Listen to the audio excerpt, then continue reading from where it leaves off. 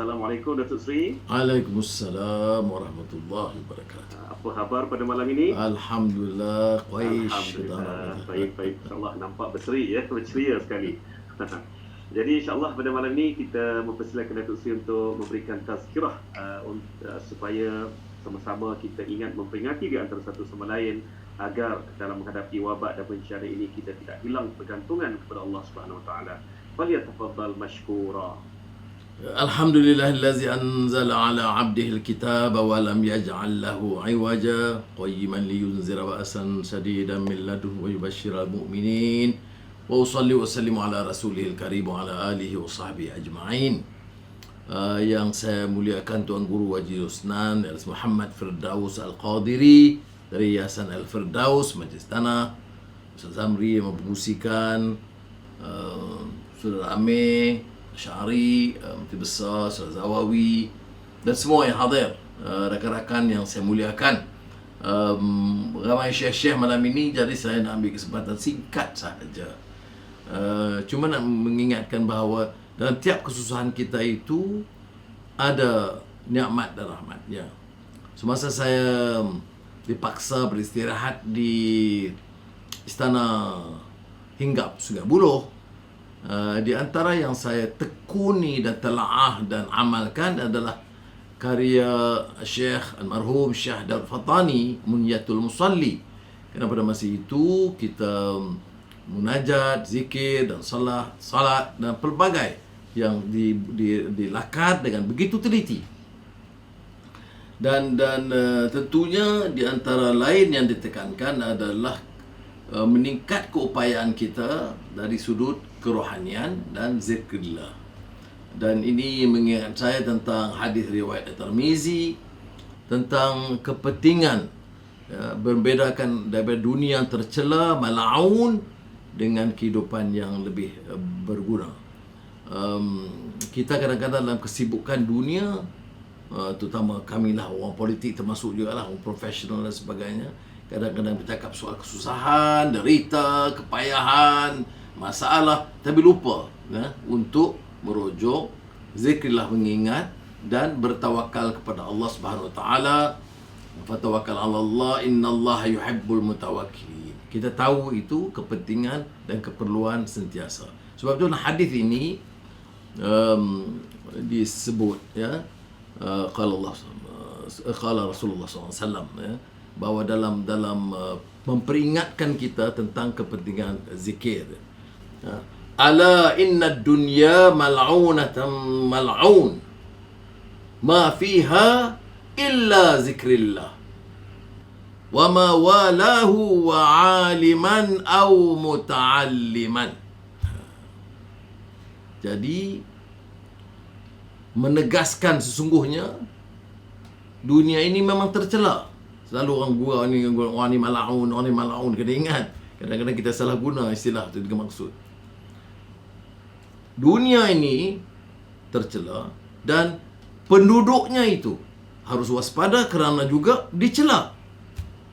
Kecuali illa zikrillah. Maka ikla zikrullah maknanya yang mengingat kepada Allah atau yang menjurus. Dan bagaimana mengingat kepada Allah? Menjurus kepada seorang alim, kepada seorang alim, wa aliman, ataupun cara kedil seperti kita ini menjadi muta'alliman, iaitu menjadi pengikut. Jadi pada malam ini kita umpamanya ada bersama kita Tuan Guru Haji Muhammad Firdaus. Jadi kita memanfaatkan sebagai seorang alim, dia memanfaatkan tausiah dia dan bersama-sama dapat menyempurnakan zikir Allah, zikrullah. Jadi itu satu hal ya. Tapi bila saya sebut Munyatul Musalli Syekh Darul Fatani ini, ya, kita baca kerana saya tengok dalam pondok-pondok, kalau pada satu ketika dulu seluruh rantau Melayu dari Fatani, Tanah Melayu, Singapura, Brunei, Indonesia itu menggunakan kitab ini sebagai rujukan. Dan saya seperti biasalah, walaupun saya bukan anak pondok, tapi kerana dalam kegiatan ABIM dan sebagainya terdedah. Tapi tidak kadang-kadang tergarap permasalahannya bagaimana Syekh Daud Fatani memberi kupasan solat dan bagaimana dalam bab terakhirnya itu dibicarakan tentang soal keadilan, ya. Itu ataupun apa yang kita sebut sekarang governance, good governance. Jadi saya masa itu terkesan. Saya kata hebat, luar biasa, ya. Bicaranya soal solat kerana ini soal zikrul, mengingat Allah dan betul-betul tumpu perhatian, bukan saja solat wajib dan pelbagai yang sunat berpuluh-puluh di situ, tapi dikaitkan dengan kesedaran untuk mengawal pentadbiran yang baik dan membela nasib golongan yang lemah. Ya. Ini umpamanya dalam hadis riwayat Al-Bukhari, ya. Hal tunsarun wa turzaqun illa bi du'afaikum. Ya. Jadi peringatan ini menarik.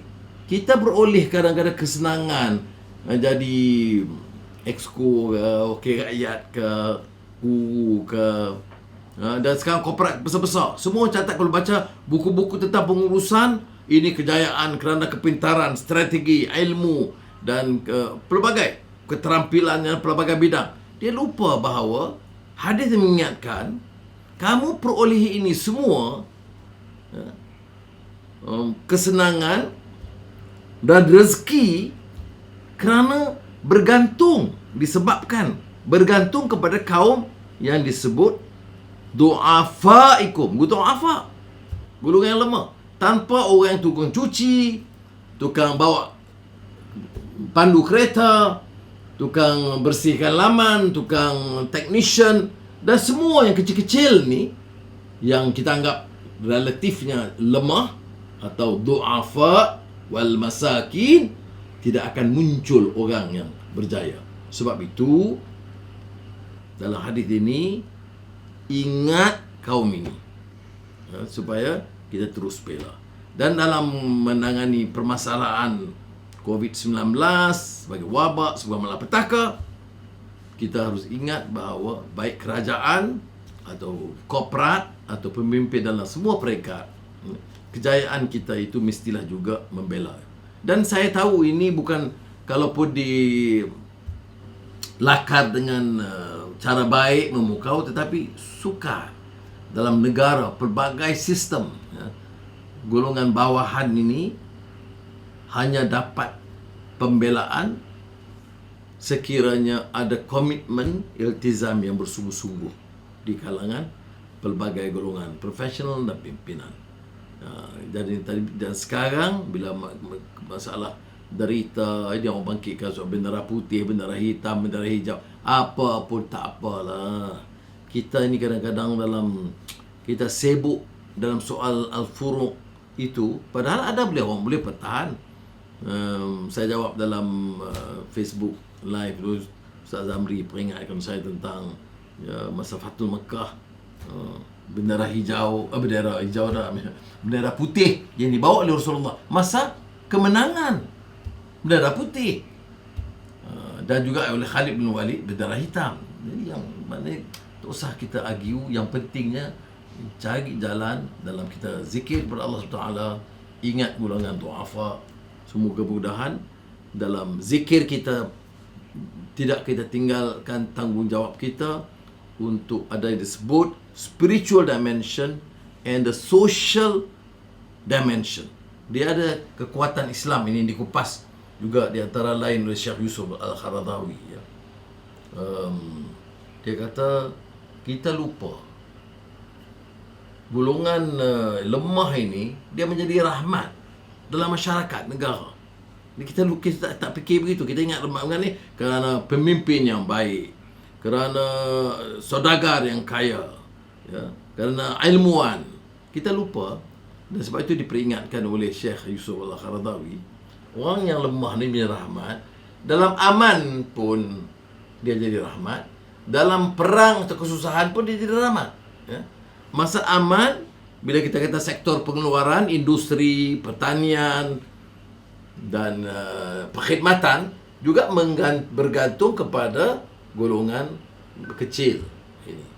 Dan dalam keadaan perang yang ke depan itu adalah juga golongan yang dianggap kategori yang lemah, yang di bawah, walaupun fiziknya kuat, tapi di kalangan-kalangan yang bawah sekali, yang barisan ke hadapan.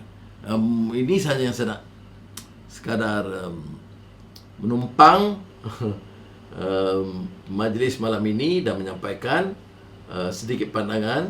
Mudah-mudahan ia memberikan peringatan kepada kita berdasarkan kupasan marhum Syekh Daud Fatani, seorang ulama besar, seorang ulama sufi yang terkenal dan masyhur di sini, yang lama juga di Mekah dan di Madinah, yang banyak kita perolehi dan berjaya menimba ilmu daripadanya. Wassalamualaikum warahmatullahi wabarakatuh.